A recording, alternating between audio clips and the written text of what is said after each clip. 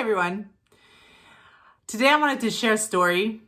Some of you may have heard it before.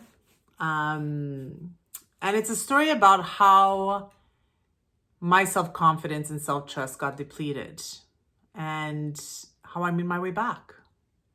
So when I was 21, I landed a dream job in a dream industry, the entertainment industry. I mean, there's nothing better than music, rock and roll, and live entertainment.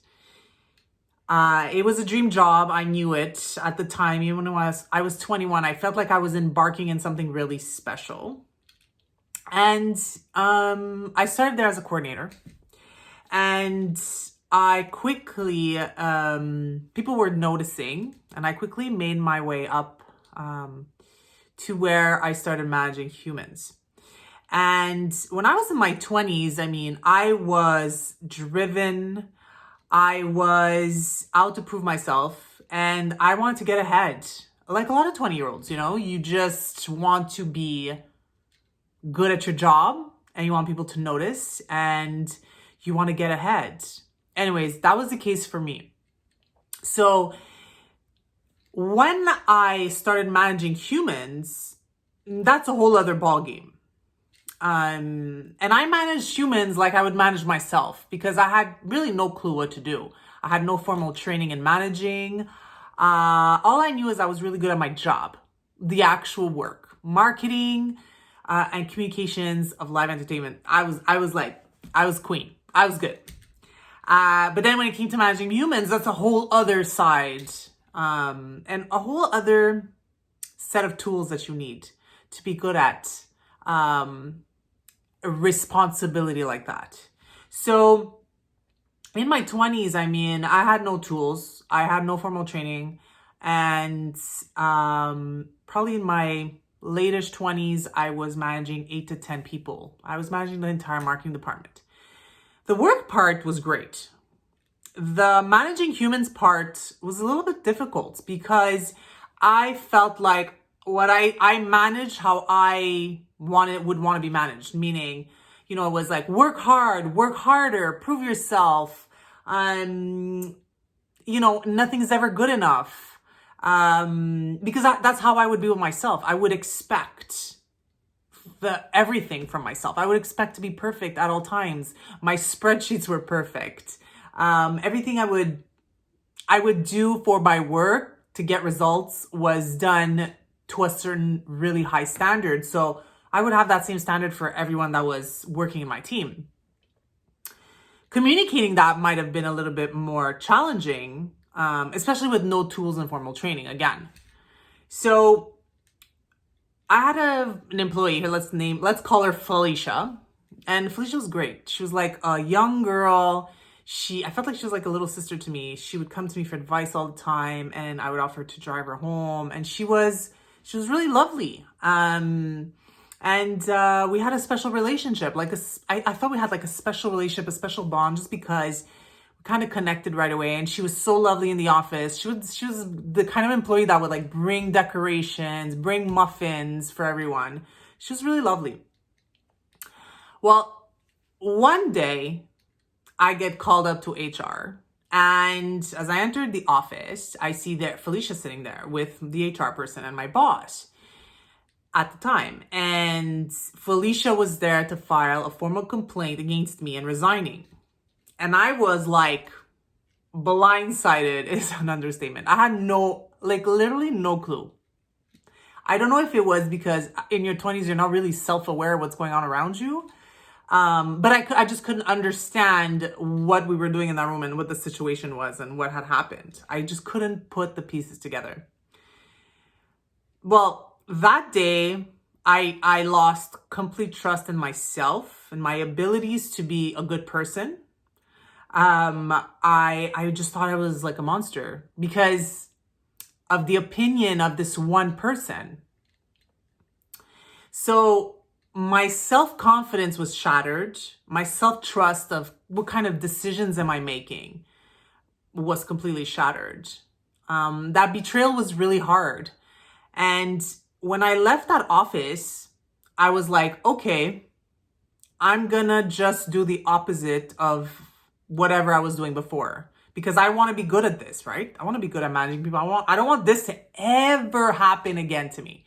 I never want to have to deal with this ever again. I never want to have to feel like I did in that office that day ever again. So what do I do? Like, how do I get out of this mess? So the route I decided to go to was being what everyone else wanted me to be. Because at that time, I thought, if I'm what everyone else wants me to be, then I'll be okay.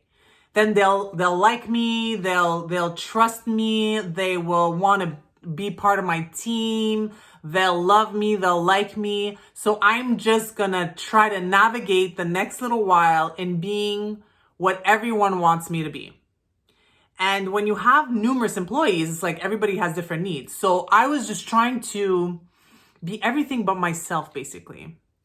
And what happens also is when you're doing that and when you're overcompensating and trying to be everything to everyone, you lose yourself.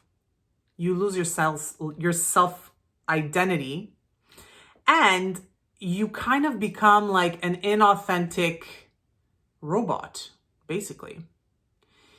The thing is I was really good at pretending. So it really never showed. It really never showed that I was trying to do that, I don't think. And I did a really good job at trying to hide that. Maybe not 100% of the time, but probably a lot of percent of the time. And I really tried hard. I really tried really, really hard to be what everybody needed me to be. And as I did that through the years, well, I lost myself more and more. And I honestly had no clue what I even liked or how I wanted to be. I just felt like my light got so dim. It just almost faded away. And so the last few years of my corporate career were really hard because I was starting to get older. And I was in my 30s. And in your 30s, you kind of start becoming a little bit more self-aware and realize like the things that you really want out of life. Or you're kind of start realizing the anger and the frustration and the resentment. And it's boiling and you really feel it. So now you're kind of resentful for having, first of all, let yourself do that for all these years. And you may be resentful towards the people that kind of brought you there, although it's always your decision. I know this now. But at the time, it was like, no one's ever happy. And I would say this to myself. Obviously, I would never say this out loud, but I would be like, no one's ever happy. I can never please anyone. And it just became heavy. And it just became so freaking heavy. Heavy. I lost myself. I was trying to be what everybody else wanted. And I was pissed. I was frustrated. I was depleted. And although I was trying to get that back towards the end there, I really was like I was starting to be really self-aware and trying to get my way back to myself. At that point, there was too much history. It's like too much time had passed and too much history with the people that I was with every day that it lends itself impossible. So I really, when we parted, the company and I parted, and the company is great, by the way. It has nothing to do with the company. For those who are listening, if you are in a job right now that you feel those feelings, the same feelings I felt, the feelings of not being well where you are, it doesn't have to have anything to do with the company. The company could be great. Sometimes in life, it's just things end. Things need to end just for something new to begin. And that may sound cliche, but I've lived that. I've lived that a few times over. And in the moment, sometimes you don't really understand what's going on and you're kind of like, this can't be it.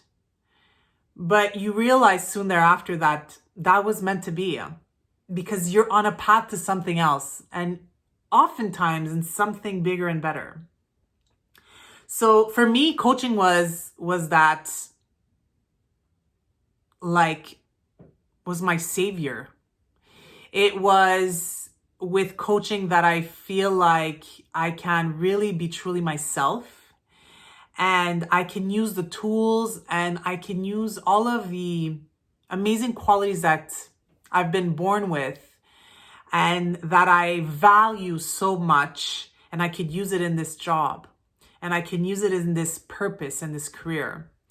So it's only with a lot of self-awareness, it's with mentors and coaching that I truly figured out how to gain my self-confidence back, that I gained my self-trust back, that I am okay with who I am. And I'm okay with people not loving that. That's okay. Because not everyone is for everyone. And in your 20s, that may be hard. And if you're a young person listening to this right now, I hear you. In your 20s, all you do is run after validation, right? Run after validation all the time. As you get older, though, you quickly realize that the validation that matters the most is the validation in here. Self-validation is what matters the most. If you are okay with you, then everything around you is okay. That is first and foremost. So as I gained my self-confidence back, my self-trust back, I became a more complete person. I would say really my happiness, gosh, I went from frustrated, angry, and resentful to happy, free, and thriving. So when I talk about self-confidence all the time, it's because it is so important. It is so important. Self-worth, self-love, self-confidence, self-trust. It is so important for you to feel those things for yourself. That is so important. That is a priority, and it should be a priority in your life. Because with that, everything around you is better. A happy you, a free you, a comfortable in your own skin you is the best version of you. So if you have had stories that resemble mine in your life, please practice self-awareness. Please know that it's possible to get out of that and to be happy. Sometimes it will require change, sometimes small change, sometimes a big change. But everything good's on the other side of change. So if you're afraid of change, normal, do it anyway. You know what's best for you. Listen to your gut, follow your instinct, and don't forget that you are so important in your life. You are your longest relationship, and it should be nurtured the most. On that, onward and upward.